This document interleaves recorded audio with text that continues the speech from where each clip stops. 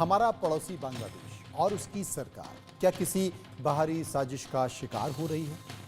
क्या बांग्लादेश खुद अपनी बर्बादी की कहानी लिखने पर आमदा है? तख्तापलट के बाद सत्ता में आई यूनिस सरकार को अपने ही स्टैंड के अनुसार जहां देश की जनता की भलाई के लिए काम करना था, ऐसा ना करते हुए वो पाकिस्तान से हथियार खरीद रही है। भारत पाकिस्तान बॉर्डर पर ड्रोन तैनात कर रही है। जरा सोचिए, पाकिस्तान से हथियार खरीदने वाला बांग्लादेश अगर युद्ध की नौबत आती है तो भला हिंदुस्तान का सामना कैसे कर पाएगा? जंग के हालात में चीन भी भारत से खौफ खाता है। पाकिस्तान तो 4 बार मुंह की खा चुका है, उसमें 1971 का वॉर भी शामिल है। ऐसे में बांग्लादेश सरकार की मौजूदा नीति और नीयत समझ से परे। हिंदू यानी कि अपने देश के अल्पसंख्यकों से नफरत और दुर्भावना की कहानी अलग है। मौजूदा सरकार तो अपने देश की भलाई भी नहीं करती नहीं दिख रही है। सबको मालूम है कि बांग्लादेश के बड़े हिस्से में अंधेरा है। भारत दूर करता है इस अंधेरे को, यानी कि इसे बिजली का एक बड़ा हिस्सा भारत से मिलता है। बाकायदा इसके लिए एनटीपीसी ने प्लांट भी लगाया है। भारत से कपास धागा मांगने वाला बांग्लादेश कपड़ा भी कैसे तैयार करेगा? अचानक राजनीतिक संकट एक तो साजिश के कारण हुआ, लेकिन लोग इसलिए भी शेख हसीना सरकार से भड़क गए क्योंकि वहां रोजगार की दिक्कतें थी, महंगाई से परेशानी थी। बांग्लादेश की जनता को हर बात में जीत की घुट्टी पिलाई जा रही है, लेकिन असल में कहानी है यहां हार की। कैसे, आज इसी पर चर्चा करेंगे। तमाम जानकार मेरे साथ मौजूद होंगे, उनसे भी समझने की कोशिश करेंगे। लेकिन एक रिपोर्ट है जो हमने तैयार की है इसे समझने के लिए, उसे देखिए।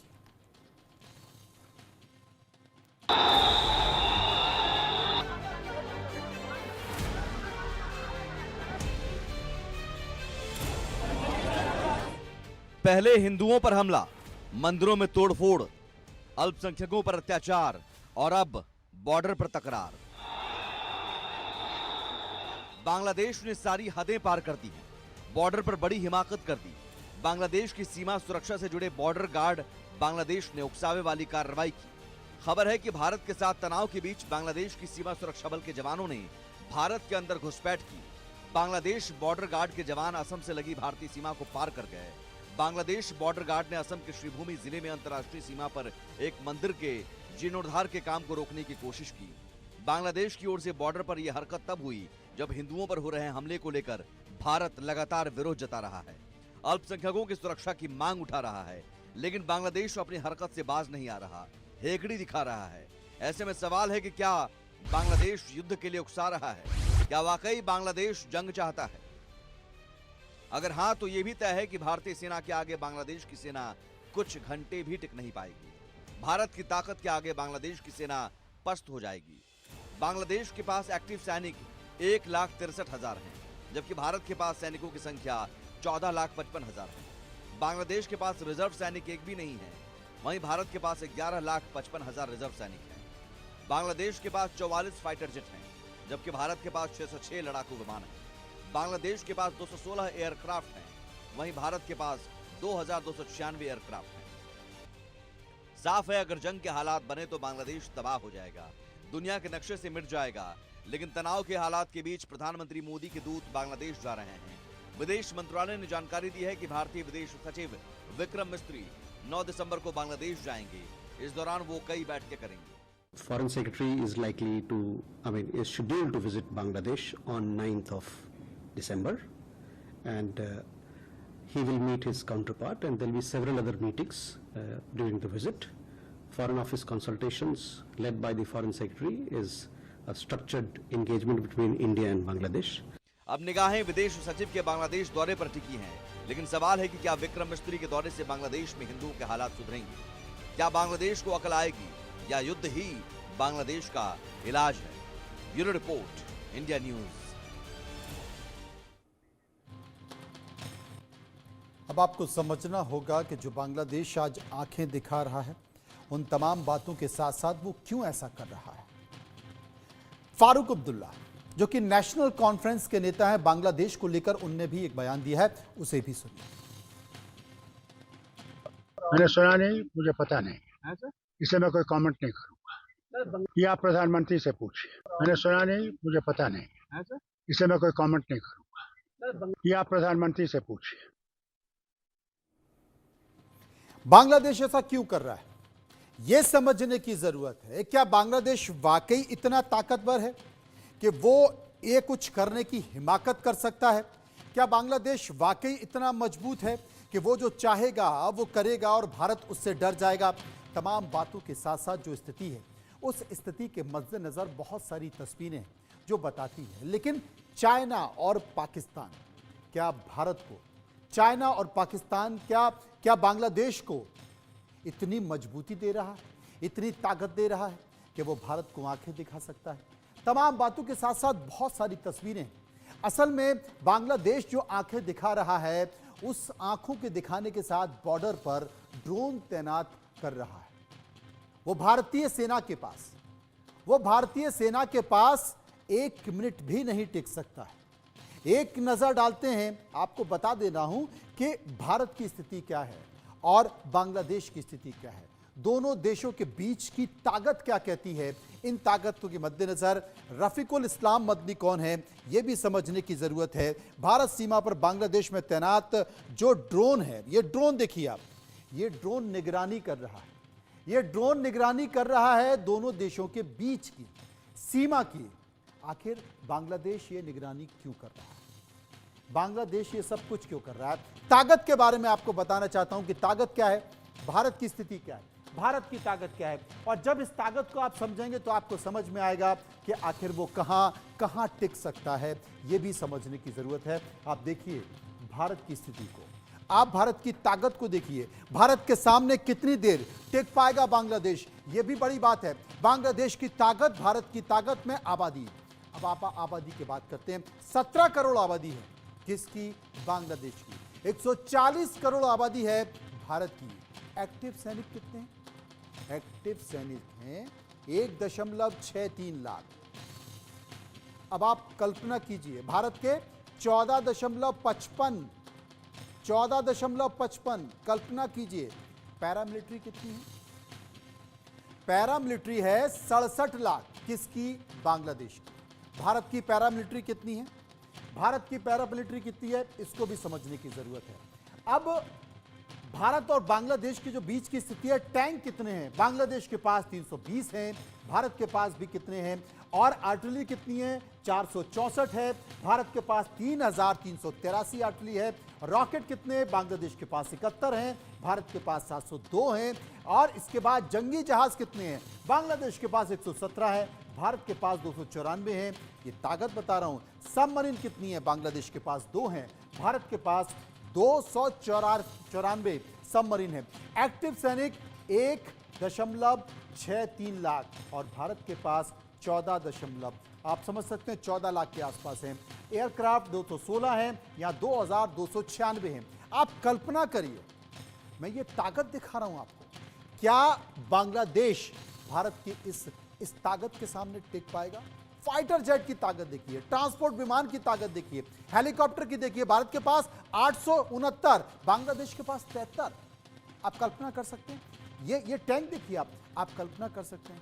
उसके बावजूद भी अगर बांग्लादेश आंखें दिखा रहा है तो किसके भरोसे, किसकी दम पर? क्या बांग्लादेश भूल गया? बांग्लादेश भूल गया 1971 में क्या हुआ था? पाकिस्तान, 2 पाकिस्तान, पूर्वी पाकिस्तान और पश्चिमी पाकिस्तान। पूर्वी पाकिस्तान जो आज बांग्लादेश है, देखते ही गोली मारने के आदेश, महिलाओं के साथ रेप बलात्कार, घुटनों पर आ गया था पूर्वी पाकिस्तान, यानी कि आज का बांग्लादेश। अगर भारत नहीं होता, भारत नहीं जाता, जिसने पाकिस्तान को घुटनों पर ला दिया, घुटनों पर टिकने के लिए तैयार हो गया, अगर नहीं होता तो क्या होता? क्या ये बांग्लादेश होता? लेकिन एहसान फरामोश बांग्लादेश, आज का एहसान फरामोश बांग्लादेश शायद ये भूल गया है कि वो जो कर रहा है इसके लिए जिम्मेदार कौन है, कौन उकसा रहा है। एक और बड़ी बात, अब तक तमाम पाकिस्तानी लोगों को बांग्लादेश जाने के लिए सिक्योरिटी क्लियरेंस की जरूरत पड़ती थी। वीजा के समय काफी मुश्किल था। अब बांग्लादेश की सरकार उसे खत्म करने जा रही है। आपको पाकिस्तान से बांग्लादेश जाना है, वीज़ा लेना है, किसी सिक्योरिटी क्लियरेंस की ज़रूरत नहीं है, जो भारत के लिए परेशानी हो सकता है क्योंकि बांग्लादेश में आतंकी संगठन, आतंकवादी हैं जो अब बांग्लादेश में पहुंच जाएंगे, पाकिस्तान से बांग्लादेश पहुंच जाएंगे। भारत की मुसीबत इसलिए बढ़ सकती है क्योंकि भारत बॉर्डर है, बड़ा बॉर्डर है बांग्लादेश का, आसानी से घुसपैठ होती है। वो भी तमाम सारी चीज़ें आपको दिखाएंगे, लेकिन इन्हीं बातों के इर्द गिर्द हमने कुछ सवाल तैयार किए हैं। हम लोगों के बीच जाकर सवाल पूछे और सवाल पूछने के बाद लोगों की राय भी निकल कर आई। जो सवाल पूछे उनमें पहला सवाल आपके सामने। पहला सवाल, भारत बांग्लादेश बॉर्डर पर बांग्लादेश ने ड्रोन तैनात किए, क्या युद्ध के लिए उकसा रहा है बांग्लादेश? 75% लोगों ने कहा उकसा रहा है, 21% लोगों ने कहा ऐसा नहीं कर रहा है और 4% लोग इस पर कुछ भी कहना नहीं चाहते थे। सर्वे का दूसरा सवाल, भारत और बांग्लादेश के बीच व्यापारिक लेन देन बंद होने से किसे नुकसान होगा? 20% लोगों ने कहा भारत को नुकसान होगा, 78% लोगों ने कहा बांग्लादेश को नुकसान होगा, 2% इस पर कुछ भी कहना नहीं चाहते थे। चर्चा करेंगे। ब्रिगेडियर रिटायर्ड प्रफुल्ल बख्शी पूर्व प्रवक्ता हैं एमओडी के, एडवोकेट सैयद नफीरुल इस्लाम मुस्लिम स्कॉलर मेरे साथ मौजूद हैं, निपुण आलम बयान विदेशी मामलों के जानकार मेरे साथ मौजूद हैं, और स्वामी शैलेशानंद गिरी महामंडलेश्वर मेरे साथ होंगे, और योगेंद्र कपूर इकोनॉमिस्ट मेरे साथ होंगे। मैं समझने की कोशिश करूंगा कि आखिर ये तस्वीर है तो क्यों है, इसे भी जानेंगे और समझेंगे। विदेशी मामलों के जानकार हमारे साथ मौजूद हैं, उनसे एक बार समझने की कोशिश करेंगे कि आखिर वो इस मसले पर क्या मानते हैं, उनसे भी हम जानेंगे। इकोनॉमिस्ट योगेंद्र कपूर हैं, उनसे भी हम समझने की कोशिश करेंगे कि आखिर वहाँ जो परिस्थितियाँ बन रही हैं, आर्थिक मामलों की परिस्थितियाँ, क्योंकि निश्चित तौर पर 9 तारीख को विदेश सचिव बांग्लादेश जा रहे हैं, बात बनाने की कोशिश की जाएगी, और अगर बात नहीं बनी तो फिर हो सकता है कि बहुत सारे प्रतिबंध हैं जिसमें ऐसी भी स्थिति है कि आर्थिक मामलों को लेकर भी बहुत सारी कंपनियां हैं, उस पर सैंक्शन भी लगाई जा सकती है, भारत सैंक्शन भी लगा सकता है। योगेंद्र जी, क्या कहना है आपका? देखिए, हमें पहले एक चीज को बहुत क्लियरली समझना है कि जब हम इंडिया और बांग्लादेश की इकोनॉमिकली बात करते हैं तो इंडिया जो है वो एक जो बैलेंस ऑफ ट्रेड जिसे हम कहते हैं, जो इंडिया एंजॉय करता है वो 5 टाइम्स ज्यादा है इन कंपैरिजन टू बांग्लादेश। हमारा जो एक्सपोर्ट्स हैं वो $10 बिलियन का है बांग्लादेश को, और उसके कंपैरिजन में बांग्लादेश जो इंडिया को एक्सपोर्ट करता है वो $2 बिलियन का है। तो मेरा ये मानना है कि इस पूरे सिचुएशन में अगर हम ये समझें कि किसको ज्यादा नुकसान होगा, तो मेरा ये मानना है कि बांग्लादेश को इसका ज्यादा खामियाजा और नुकसान भुगतना पड़ेगा, क्योंकि अगर उनकी सप्लाई चेन इंडिया से टूटती है तो इसका मतलब ये है कि उनको वही चीजें किसी और जगह से जब सप्लाई करी जाएंगी तो वो एक हायर कॉस्ट पे सप्लाई की जाएंगी, जो उनकी कंट्री के लोगों के लिए एक हायर कॉस्ट साबित होगी। तो मेरा ये मानना है कि इस पूरी सिचुएशन में अगर हम देखें तो मेजर लूजर जो है वो बांग्लादेश को होगा। निपुण जी हमारे साथ मौजूद हैं।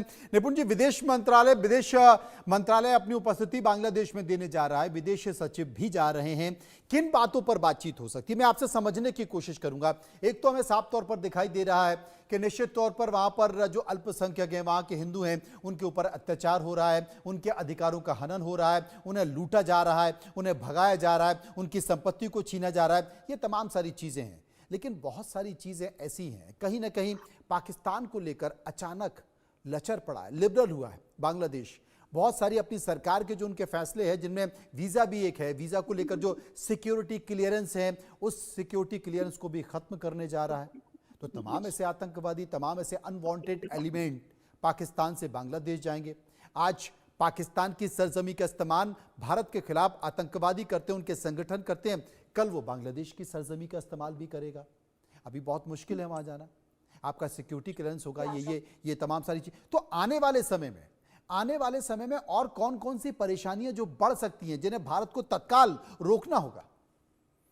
देखिए, परेशानी तो जिस प्रकार का एक चल रहा है एनवायरमेंट, ये बहुत सारी परेशानियों को क्या करता है, आमंत्रण देता है। लेकिन पहले मैं बात करूं, जो हमारे सचिव वहां पर जा रहे हैं, तो मैं इसको देख रहा हूं कि देखिए, भारत की एक फॉरेन पॉलिसी है, वो है pragmatic foreign policy. Pragmatic foreign policy ये कहती है कि बांग्लादेश में सरकार आएंगी जाएंगी, लेकिन बांग्लादेश था, है और रहेगा। यानी कि उसको हम पहले पूर्वी पाकिस्तान, उससे पहले भारत का हिस्सा, आज वो एक बांग्लादेश के रूप में है। उसकी उपस्थिति वहां पर, उसकी अवस्थिति जो है वो हमारे लिए बहुत ही ज्यादा महत्वपूर्ण है।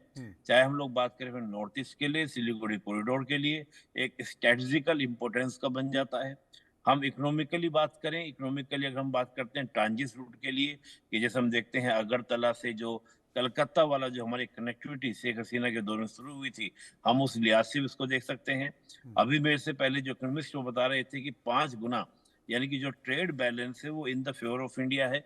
उस संदर्भ में भी हम देखें तो भारत के लिए, चाहे हम स्ट्रेटेजिकली बात करें, हम इसको बात करें पॉलिटिकली बात करें, या हम लोग इकोनॉमिकली बात करें, हमारे लिए बांग्लादेश का इंपॉर्टेंस और बांग्लादेश का इंपॉर्टेंस हमारे लिए एक दोनों के, हम एक दूसरे के पूरक की तरफ से आपको देखने को मिलेंगे।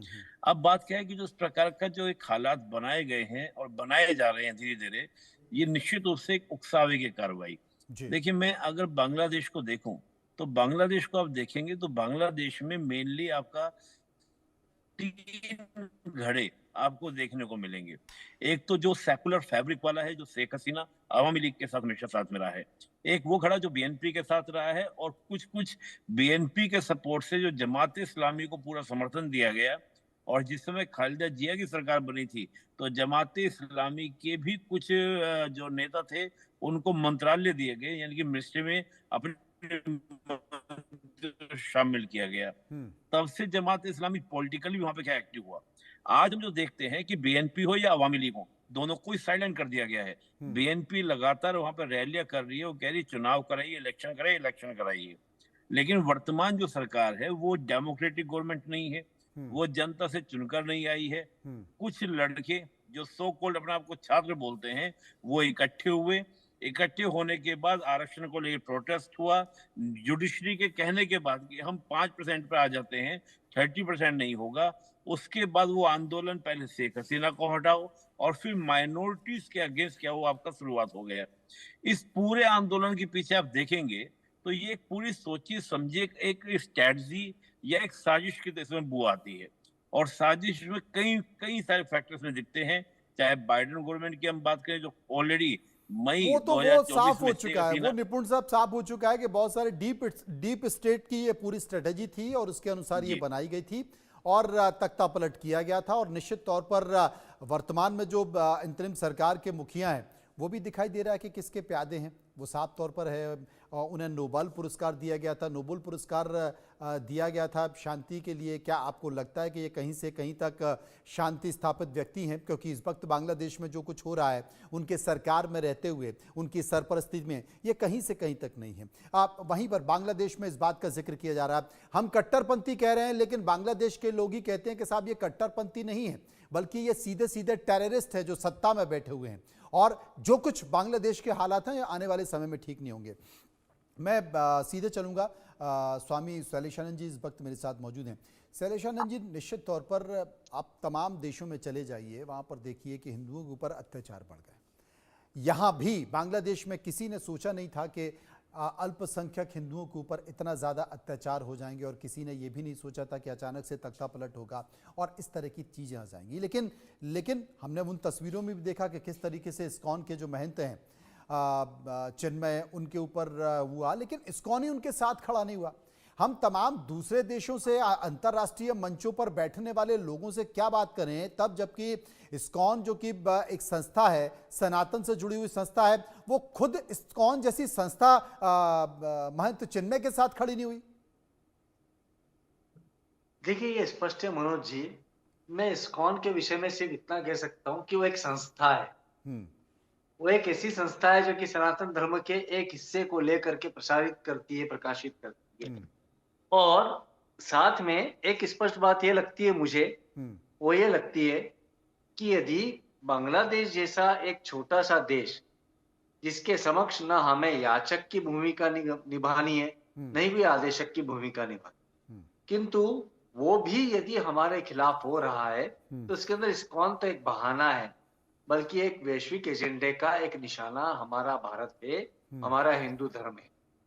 मेरी कमीज जो है वो यदि सफेद नहीं है और तेरी कमीज यदि सफेद है, तो ये एक प्रकार का तुलनात्मक अध्ययन है जो कि लगातार रूप से इस प्रकार के छोटे स्तर के जो मानसिकता वाले राजनीतिक लोग होते हैं वो करते आए हैं। निपुण जी ने बहुत व्यापक रूप से उसको समझाया। और आप एक चीज समझिएगा कि देखिए, यदि वैश्विक परिदृश्य को देखें तो उग्र राष्ट्रवाद हो, उग्र धर्मवाद हो, ये दोनों ही किसी भी राष्ट्र के लिए घातक होता आया है। तो बांग्लादेश और हम एक दूसरे के पूरक कभी भी नहीं थे। वो हमारा एक हिस्सा है, वो पूरक नहीं बन सकता। हम उसके लिए बेहद ज्यादा बड़ी सप्लाई चेन का काम करते रहे। तो मुझे जो लगता है वो ये लगता है कि धार्मिक स्तर के ऊपर ये एक एंटी साइक्लोन की वेव है। हम वैश्विक पॉलिटिकल साइंस को अध्ययन करें या हम धर्म को अध्ययन करें तो ये मानेंगे कि जब हमारी तुलना में कोई बेहतर विचारधारा आती है तो हम बड़े फड़फड़ाते हैं, हम तड़पते हैं। हिंदुत्व की और सनातन धर्म की जो विचारधारा है उसके अंदर हर एक विषय वस्तु का एक तोड़ है, जवाब है।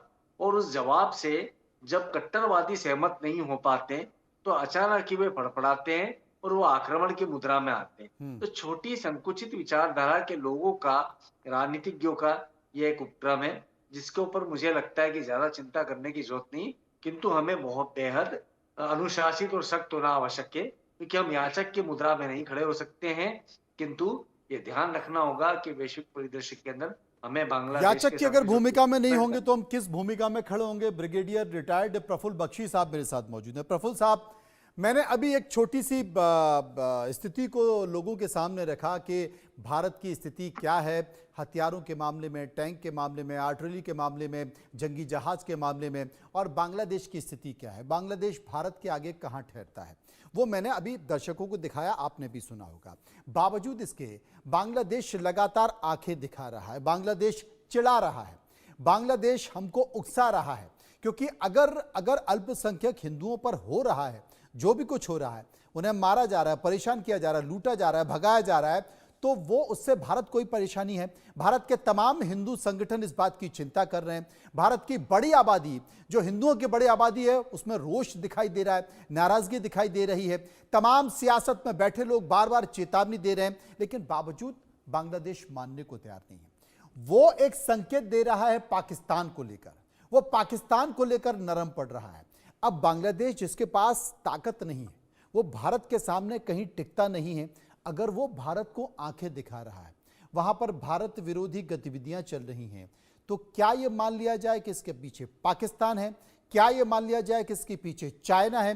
क्या ये मान लिया जाए कि इसके पीछे डीप स्टेट है? और अभी भारत पाकिस्तान से उलझ रहा है। पाकिस्तान में निश्चित तौर पर भारत विरोधी गतिविधियां हो रही हैं। वो चाहता है कि बांग्लादेश की सीमा भी भारत के लिए एक संकट के तौर पर हो जाए। आपने बिल्कुल ठीक फरमाया। मैं आपकी बात से एब्सोल्युटली सहमत हूं और क्यों ना हूं। ये तो बिल्कुल खुला हुआ लिखा हुआ है पिछले 50-55 साल से कि ये स्थिति ही ऐसी है। हमने जिसको पैदा किया, वो जिसको कि पाकिस्तान मुसलमान ही नहीं मानते थे, उनको तो बिल्कुल कहते थे कि ये लोएस्ट दर्जे के आदमी हैं। उसको अब वो गले लगाने की बात हो रहा है, वो इसलिए नहीं कि वो उनसे प्यार करने लगा है। पाकिस्तान को पता है कि अगर उसको इंटरनेशनल इस सियासत में बढ़त हासिल करनी है तो अपना पूरा स्ट्रेटेजिक फायदा उठाएगा। बांग्लादेश को, जो कि जिसको गधे को बाप बनाने वाली बात है, वो काम करेगा। और उसको पता है कि चाइना का पूरा सपोर्ट है। या आपको बता दूं कि जो जितने वेपन्स आपने दिखाए वो चाइना के बनाए हुए हैं, पाकिस्तान के पास में भी है, बांग्लादेश के पास में भी है। वही MiG-21 F7 है और F7P और F7M है। ये सारा का सारा आप मान के चलिए। और ये आपने डीप स्टेट की बात करी है, बिल्कुल ठीक है। और जो इससे नकारेगा वो शुतुरमुर्ग की पॉलिसी अपना रहा है। डीप स्टेट में यूरोपियन यूनियन, यूरोपियन कंट्रीज, ये सारे के सारे भारत के खिलाफ है। क्यों?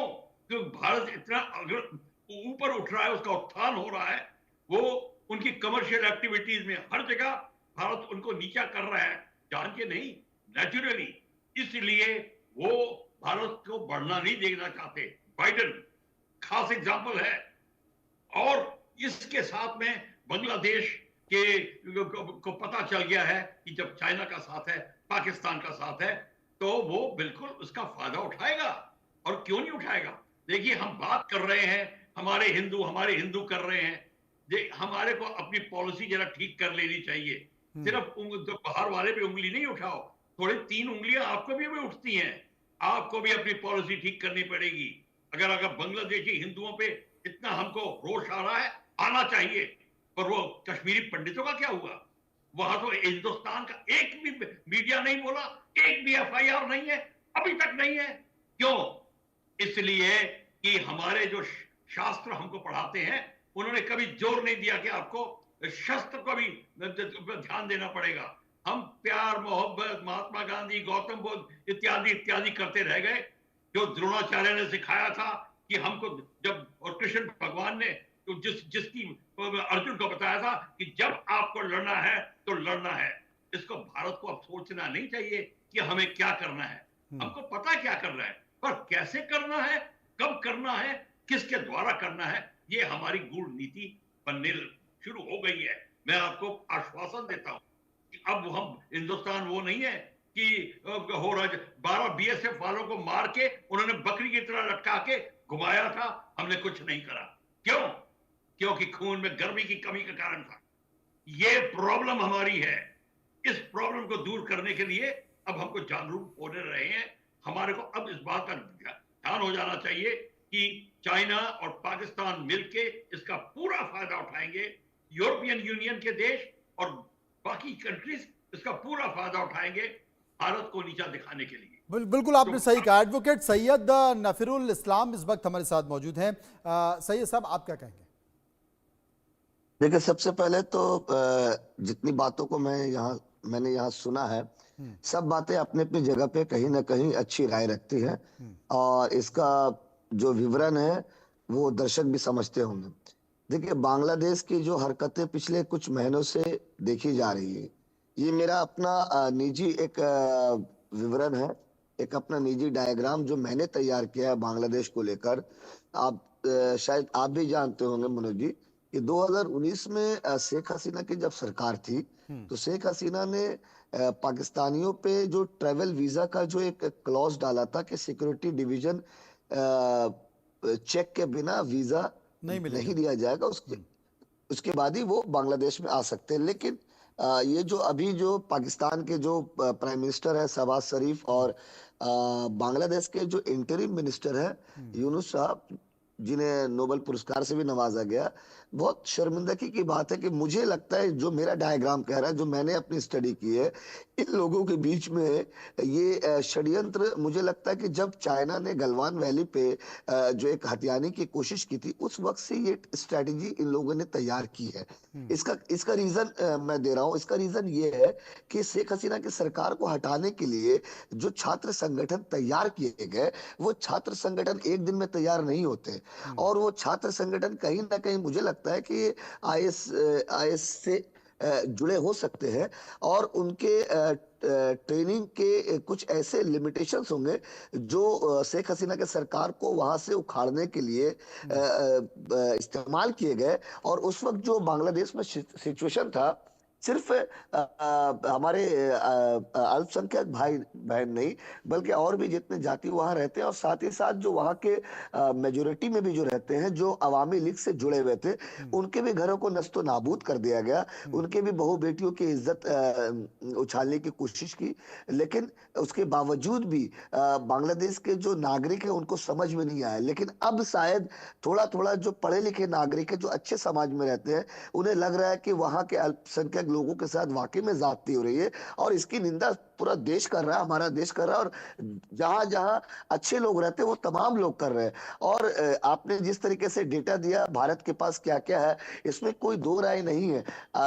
इन तमाम वेपन्स की जरूरत नहीं है। भारत की जो आबादी है, अगर वो रेंग कर पैदल चलते हुए चला जाए तो बांग्लादेश वैसे ही खत्म हो जाएगा। आपने ये भी बताया कि 1971 में किस तरीके से भारत ने बांग्लादेश को सपोर्ट किया, तब जाकर लिबरेशन वॉर खत्म हुआ, और बंगबंधु मुजीबुर रहमान के नेतृत्व में बांग्लादेश को आजादी मिली और बांग्लादेश कायम हुआ। तो जो वजह समझ में आ रही है, जिस तरीके से डीप स्टेट्स को लेके एक षड्यंत्र बांग्लादेश और पाकिस्तान, मुझे कहीं ना कहीं नहीं, मुझे पूरा यकीन है, क्योंकि जिन जिन लोगों को भारत ने जन्म दिया, चाहे वो पाकिस्तान हो चाहे वो बांग्लादेश हो, ये आस्तीन के सांप नजर आ रहे हैं। और आप देखिए पूरे विश्व में 56 मुस्लिम ममालिक मुल्क है, 56, जिसमें सिर्फ बांग्लादेश और पाकिस्तान ही एक ऐसा मुल्क है जहां अल्पसंख्यकों या किसी और धर्म के मानने वाले उसके ऊपर अत्याचार होता है, लेकिन बाकी 54 मुल्कों में किसी और धर्म के लोगों को मुसलमान ममालिक मुल्क अत्याचार नहीं करते। अब ये संकेत क्या है? कुछ और सवाल हमने लोगों से पूछे, एक बार उन सवालों को ले लेते हैं। बांग्लादेश को सुधारने का सही तरीका क्या है? 37% लोगों ने कहा सैन्य कार्रवाई की जाए, जैसे कि बख्शी साहब कर रहे थे। 16% लोग कह रहे थे कि व्यापारिक रिश्तों को तोड़ देना चाहिए। 38% लोग कह रहे थे कि बातचीत से हल निकालना चाहिए, क्योंकि विदेश सचिव वहां पर 9 तारीख को पहुंचने भी वाले हैं। और 9% लोग वैश्विक बायकॉट की बात कर रहे थे। इस सर्वे का एक और सवाल, रोहिंग्या आतंकियों के जरिए बांग्लादेश क्या भारत में कोई बड़ी साजिश कर रहा है? 77% लोगों ने कहा बिल्कुल कर सकता है, उसकी तस्वीरें दिखाई दे रही हैं। 15% ने कहा ऐसा बिल्कुल भी नहीं है। 8% लोग इस पर कुछ भी कहना नहीं चाहते थे। इस बीच एक बड़ी खबर आ रही है बांग्लादेश से, वो अपने दर्शकों को बता दें। खबर यह है कि बांग्लादेश के बोना मौलाना का एक भड़काऊ बयान आया है।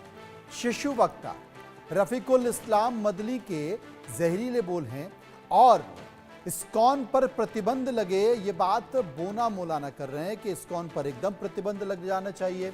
इसके साथ ही इस्कॉन से जुड़ने वालों को तलवार से काट देना चाहिए, ये बयान भी दिया गया है बोना मौलाना के जरिए। वो कहते हैं कि सरकार से इस्कॉन पर प्रतिबंध की मांग उन्होंने की है और जो भी व्यक्ति इस्कॉन से जुड़ रहा है उसको तलवार से काट देना चाहिए। ये बोना मौलाना, यानी कि लगातार इस तरीके से संकेत बांग्लादेश से आ रहे हैं और बांग्लादेश से अगर इस तरीके के जहरीले बयान आए गए हैं तो इनको क्या कहेंगे आप? तमाम तरह की बातें हैं। अब आपको बताते हैं कि रफीकुल इस्लामी और तालिबान जैसे आतंकी संगठनों से इसके संबंध हैं, लेकिन बोना मौलाना, जिनकी की हाइट थोड़ी कम है लेकिन जुबान बहुत लंबी है, और उसी लंबी जुबान के जरिए इस तरीके से भाषण दिए गए हैं। निपुण आलम बयान इस वक्त हमारे साथ मौजूद हैं। निपुण साहब, आप ये तमाम तरह के बयान, ये तस्वीरें, ये हिंसा की घटनाएं लगातार वहाँ घट रही हैं, लेकिन भारत लगातार अंतर्राष्ट्रीय मंचों पर बढ़ रहा है।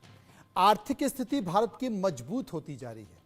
तमाम अंतर्राष्ट्रीय मंचों पर भारत को बड़े सम्मान के साथ देखा जाता है, लेकिन हाल के दिनों में आपने देखा होगा कि बहुत सारे बयान पाकिस्तान के आए थे, चाहे वो खैबर पख्तूनख्वा के हों, चाहे जो भी स्थिति बलूचिस्तान में हो रही हो, उसके लिए पाकिस्तान ने भारत को जिम्मेदार ठहराया था और कहा था कि भारत ही सब कुछ करा रहा है।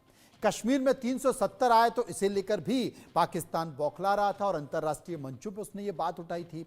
तो क्या पाकिस्तान चीन के साथ मिलकर, बांग्लादेश के कट्टरपंथियों के साथ मिलकर वो ये चाहता है कि भारत के आसपास के तमाम ऐसे इलाके, वहां पर ऐसी अस्थिरता पैदा करो जिसका सीधा असर भारत में हो, उसको यहीं पर उलझाओ, वरना वो बहुत आगे निकल जाएगा, वो पीओके तक पहुंच जाएगा, वो बलूचिस्तान तक पहुंच जाएगा और पाकिस्तान के टुकड़े भी कर देगा।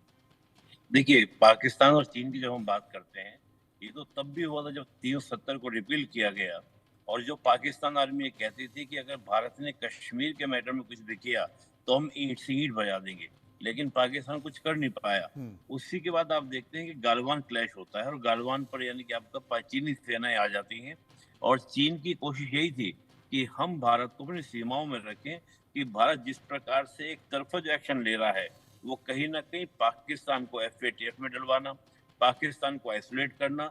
और पाकिस्तान क्या है? पाकिस्तान है चाइना का एक प्रॉक्सी, जिसके माध्यम से वो भारत को क्या करना चाहता है? डिस्टर्ब करना चाहता है और पाकिस्तान को अपने एक एसेट मानता है, भारत को डिस्टर्ब करने के लिए, भारत को यूज करने के लिए, भारत को कहीं ना कहीं उसमें उलझाए रखने के लिए। हम एक अंतरराष्ट्रीय संबंधों में एक वर्ड यूज करते हैं, greater power and middle power. जिस भारत को पहले एक मिडिल पावर कहा जाता था, आज वो पावर जो है एक ग्रेटर पावर की तरह, बल्कि ग्लोबल पावर की तरह आपको शो हो रही है। चाहे हम लोग मिलिट्री संदर्भ में बात करें, इकोनॉमिक संदर्भ में बात करें या हम साइंस टेक के संदर्भ में बात करें, तो हर एरियाज में। तो ये चीन के लिए बड़ी तकलीफ वाली बात है कि चीन देख रहा है कि मैं बनूंगा सुपर पावर और भारत मेरे को क्या करेगा, वहां पर रोक रहा है। यहाँ पे एक इंटरेस्टिंग बात क्या हो रही थी कि डोनाल्ड ट्रंप तक के समय अगर हम देखें तो चीन का मानना ये था कि जो भारत है वो इंडिया जो है वो अमेरिका का कैप्टन है और चीन को रोकने के लिए अमेरिका उसको यूज कर रहा है। बट जब बाइडेन गवर्नमेंट आती है तो बाइडेन एडमिनिस्ट्रेशन के संबंध भारत के साथ उस तरह के नहीं रहते, बल्कि बाइडेन एडमिनिस्ट्रेशन क्या करता है कि पाकिस्तान को FATF से बाहर निकलवाता है। उसको जो आइसोलेशन में डाला गया था उसको बाहर निकालने का प्रयास IMF वर्ल्ड बैंक के द्वारा 3 बिलियन की फंडिंग तक पाकिस्तान को कराई जाती है। और अब जो इस प्रकार का आपने देखा शेख हसीना ने जो स्टेटमेंट दिया, अगर उन सारे घटनाक्रम को आप जोड़ें तो इसमें बहुत सारे पेज आपको दिखाई देंगे। इसमें चीन भी आपको इसमें दिखाई देगा, इसमें अमेरिका, पाकिस्तान और खुद बांग्लादेश के अंदर। मैं जो अपनी बात पहले कहना चाह रहा था, देखिए बांग्लादेश को अगर आप देखें तो बांग्लादेश में 3 घड़े, एक मैंने कहा अवामी लीग, एक जमात इस्लामी और एक BNP। आज मुझे लगता है कि अवामी लीग और BNP एक जैसी कंडीशन में आ गई है। BNP बार बार कह रही चुनाव होने चाहिए लेकिन नहीं हो पा रहे हैं। जमात इस्लामी लगातार वहां पर क्या है कि पूरा सत्ता को क्या कर रहा है, अपने कब्जे में करने का प्रयास कर रही है। मैं इसको कहूंगा कि यहाँ पर जो ये सरकार बनी है वो रिजिम जो चेंज हुआ है वो एक मेमोक्रेसी है, और यानी कि एक आपका भीड़ तंत्र, एक तरीके से कट्टरपंथियों के हाथ में सरकार है।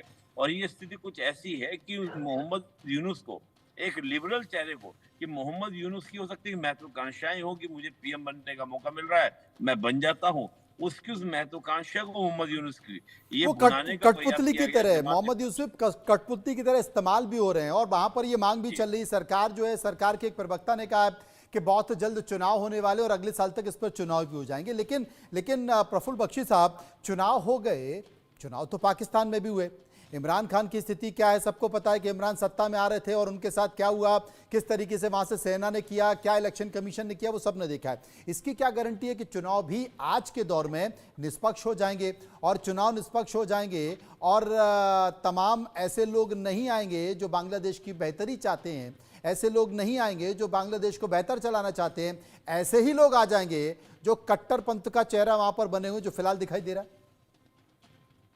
अब आप मान के चलिए कि कट्टरपंथ का राज आ रहा है बांग्लादेश में जी। ये सबसे ज्यादा सूट करता है और ये सबसे ज्यादा वेस्टर्न पॉलिटिक्स को सूट करता है कि यहाँ पे कट्टरपंथ का राज हो, ताकि वो उनके ऊपर डिपेंड करें, उनसे आर्मामेंट लें, उनसे इकोनॉमिक हेल्प लें, क्योंकि जो वेस्टर्न पावर्स हैं यहाँ पे क्रिश्चियन एस्टैब्लिशमेंट क्रिएट करना चाहते हैं। बे ऑफ बंगाल के ऊपर पहाड़ के अंदर जैसे सेंट मार्टिन आइलैंड है, जिसके पीछे नॉर्थ ईस्ट की पॉलिसी स्टार्ट हुई थी 1947 से, वहां पे वो अभी भी पूरा जो वेटिकन है वो चाहता है कि क्रिश्चियन राज यहाँ पे बने और ताकि वो और ज्यादा इवेंजलिज्म करे, कन्वर्जन्स करें।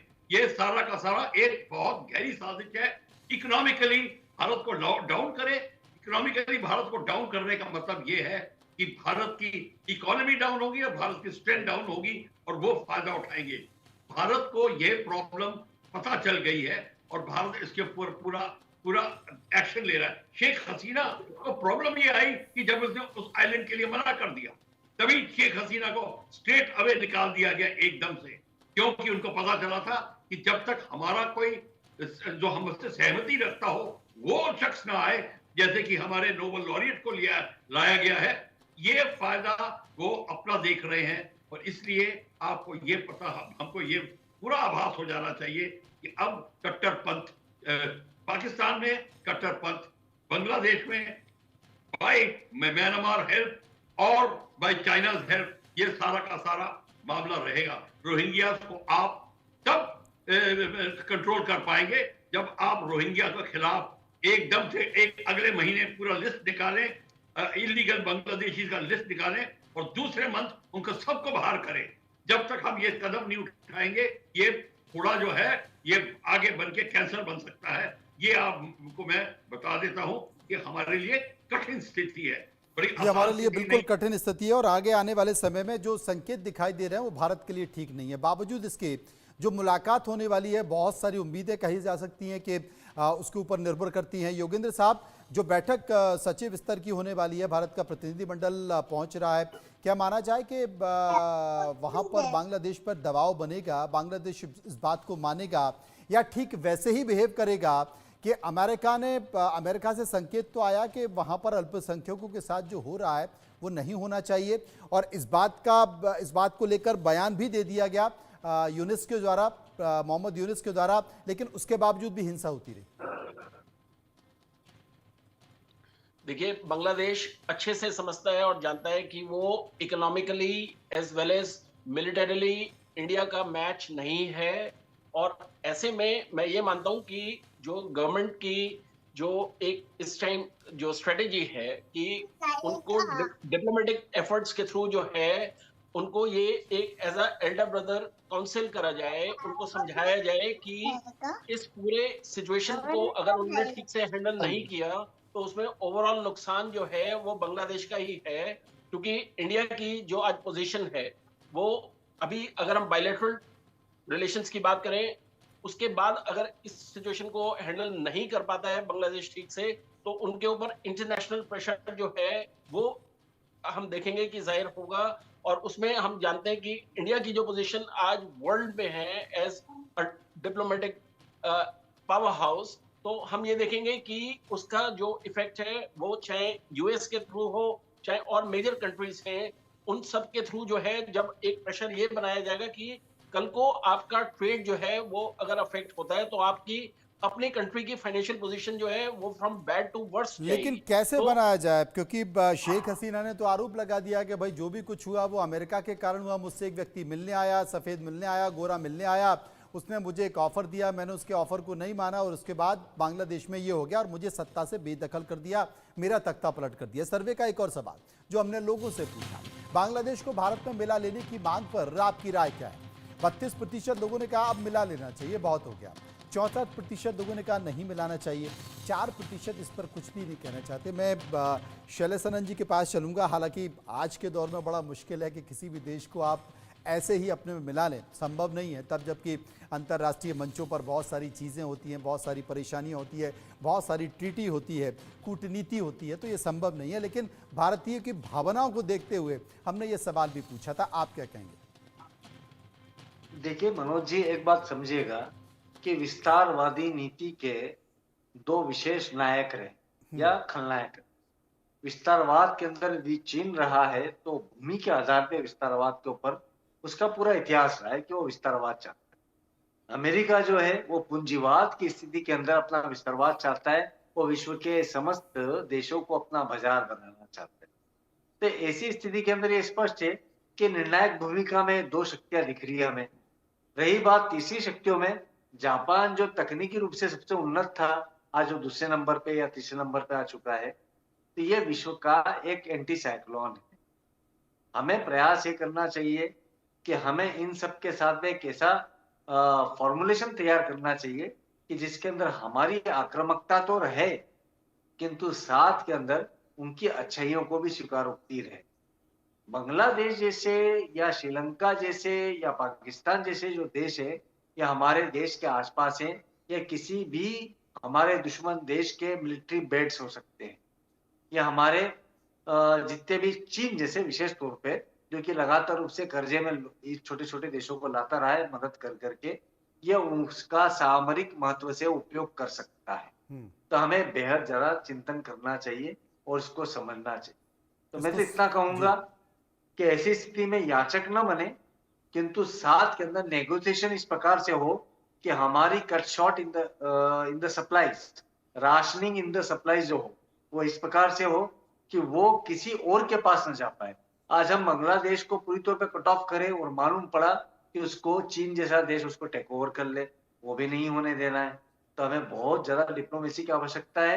हम इस छोटे से डिस्कशन के अंदर सिर्फ अपने हिंट्स दे सकते हैं, अपने सुझाव दे सकते हैं, किंतु अंततः ये स्पष्ट होता है कि सनातन धर्म का जो उद्भव है इसमें तो कोई शक नहीं बचा कि पूरे विश्व को उससे स्पंदित होना पड़ रहा है, उससे प्रभावित होना पड़ रहा है। जी मनोज, कहीं ये एक बड़ा कारण तो नहीं है, चूंकि अतिवाद जहां होता है वहां इस तरह की तस्वीरें दिखाई देती हैं। एडवोकेट सैयद नफीरुल इस्लाम मुस्लिम स्कॉलर हैं, वो हमारे साथ बने हुए हैं। ममता बनर्जी ने कहा था कुछ लोगों को नियुक्त करने के लिए, निगरानी करने के लिए, तो बांग्लादेश से आवाज़ आई कि साहब हिंदुस्तान के जो अल्पसंख्यक हैं उनकी स्थिति पर हिंदुस्तान क्या कहेगा। नफीरुल इस्लाम साहब, क्या हिंदुस्तान में जो बात अल्पसंख्यकों को लेकर उठ रही है तमाम जगह से वो भी आता है कि साहब उनके अधिकारों का भी हनन हो रहा है? कहीं एक कारण ये तो नहीं?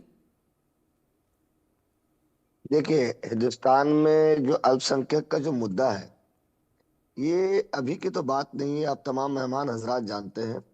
जब से देश का बंटवारा हुआ, सेपरेशन हुआ 1947 में, जो लोग एक अलग देश चाहते थे वो वहां चले गए, लेकिन जो इस मुल्क से मोहब्बत करते थे, not by choice but by default, वो यही रहे। और अगर कोई सोचता है कि अल्पसंख्यक के ऊपर अत्याचार हो रहे हैं और उनका ये एक परिणाम बांग्लादेश में देखा जा रहा है, तो मैं इससे इत्तेफाक नहीं रखता हूं, मैं सहमत नहीं हूं, ये गलत है। देखिए, जो सही है वो सही रहेगा, जो गलत है वो गलत रहेगा।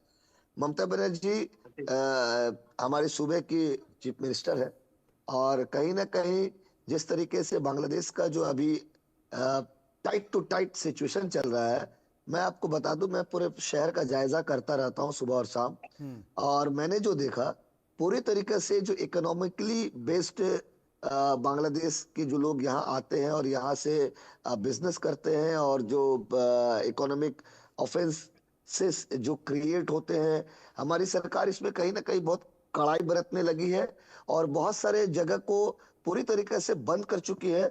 मैं आपको ये बता दूं, अगर आप द टेलीग्राफ और द हिंदू अगर आप देखेंगे, तो खास करके कलकत्ता शहर में जो टूरिस्ट है वो अब ना के बराबर रह चुकी। तो कहीं ना कहीं एक धक्का तो देना ही पड़ेगा, क्योंकि जब रास्ते में लाना पड़ता है किसी को समझाने के लिए, और अगर वो सही से ना समझे तो उसे एक ऐसी चोट पहुंचानी पड़ती है जो उसके खुद के पेट में जब लात लगेगी तब शायद उससे उसकी आंख खुलेगी। लेकिन यहाँ मसला ये है कि यहाँ मसला ये है मनोज जी कि जो यूनिस इंटरिम गवर्नमेंट है बांग्लादेश में, मैंने पहले भी कहा, मुझे ये लग रहा है कि चाइना और पाकिस्तान के इन्वॉल्वमेंट के साथ ये कहीं ना कहीं एक बड़ा षड्यंत्र करना चाहती है, और ये षड्यंत्र 370 से लेकर गलवान वैली की कहीं ना कहीं कोई कनेक्टिविटी। बिल्कुल आपने सही किया, 370 से लेकर गलवान वैली और गलवान वैली से होते हुए बांग्लादेश में जो कुछ घट रहा है, वहां तक एक बड़ा षड्यंत्र भारत के खिलाफ हो रहा है, और इस षड्यंत्र में तमाम डीप स्टेट हैं, वो देश हैं जो भारत को उभरता हुआ देखना नहीं चाहते, वो देश हैं जो चाहते हैं कि उनके सामने भारत खड़ा हुआ है, और यही कारण है कि आसपास की जो भारत की सीमा है लगातार उन्हें डिस्टर्ब करने की कोशिश की जा रही है, असुरक्षित करने की कोशिश की जा रही है। चाहे वो नॉर्थ ईस्ट की बात हो, मणिपुर की बात हो, आप वहां पर देख लें, या फिर पाकिस्तान से लगी हुई तमाम सीमाओं को देख लें, और अब बांग्लादेश से लगी हुई सीमाओं को देख लें, जो कि आने वाले समय में भारत के लिए एक बड़ी परेशानी हो सकता है। पूर्व प्रधानमंत्री अटल बिहारी वाजपेयी ने भी कहा है कि आप दोस्त बदल सकते हैं लेकिन पड़ोसी नहीं बदल सकते, और जब पड़ोसी नहीं बदल सकते तो फिर आपको पड़ोसी की समस्या का निराकरण करना चाहिए, या तो प्यार से किया जाए या फिर कान पकड़कर किया जाए, लेकिन किया जाना चाहिए। बहुत बहुत शुक्रिया करेंगे सभी लोगों का जो मेरे साथ इस कार्यक्रम में मौजूद रहे। खबरों के इस सफर में फिलहाल इतना ही, बाकी खबरों के लिए आप चलते रहिए इंडिया न्यूज़ के साथ। मुझे दीजिए इजाजत, नमस्कार।